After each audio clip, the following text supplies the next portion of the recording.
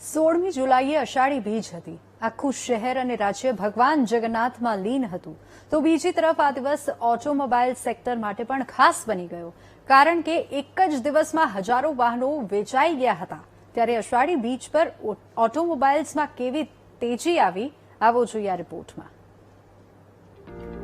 ભગવાન જગન્નાથની 149મી રથયાત્રા આ વર્ષે અમદાવાદમાં ઓટોમોબાઈલ સેક્ટર માટે ખાસ બની ગઈ, કારણ કે અમદાવાદીઓએ આ પવિત્ર તહેવારને ખાસ બનાવતા વાહનોની એટલી ખરીદી કરી કે ઓટોમોબાઈલમાં ધનનો જાણે વરસાદ થઈ ગયો। રથયાત્રાના દિવસે અમદાવાદમાં 7,200 ટુ વ્હીલર, 1,450 ફોર વ્હીલર અને 950 ઇલેક્ટ્રિક વાહનોનું વેચાણ થયું। તો અમદાવાદ આરટીઓમાં સામાન્ય દિવસોમાં જ્યાં 1500 નવા વાહનોના રજીસ્ટર થાય છે, તેની સામે 10,000 વાહનો રજીસ્ટર થયા।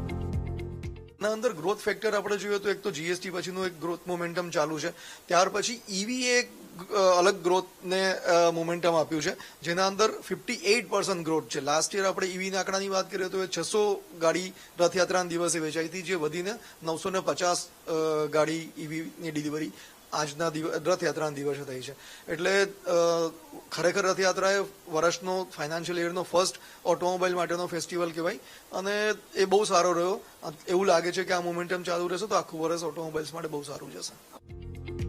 આમ અષાઢી બીજ અમદાવાદમાં ઓટોમોબાઈલ સેક્ટર માટે લાભદાયી બની ગઈ।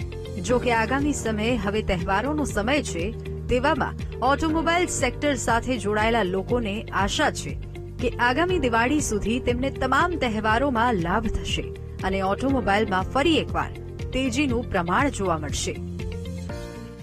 રથયાત્રાના તહેવારમાં અમદાવાદ શહેરમાં કુલ 10,000થી વધુ વાહનોની ડિલિવરી થઈ છે। નવા વાહનોનું વેચાણ થયું છે। ત્યારે આવનારા 4 મહિનામાં અનેક તહેવારો આવી રહ્યા છે। જન્માષ્ટમી, રક્ષાબંધન, નવરાત્રી અને દિવાળીના તહેવારો આવી રહ્યા છે। ત્યારે ઓટોમોબાઈલ સેક્ટરની માનીએ તો એક મહિનાની અંદર 20,000થી 25,000 જેટલા વાહનોની વેચાણ થવાની શક્યતા છે। ત્યારે દિવાળી સુધીમાં 1 લાખ જેટલા નવા વાહનો અમદાવાદ શહેરમાં આવશે। કેમેરામેન આશીષ સાથે પાર્થ જાની, વીટીવી ન્યૂઝ, અમદાવાદ।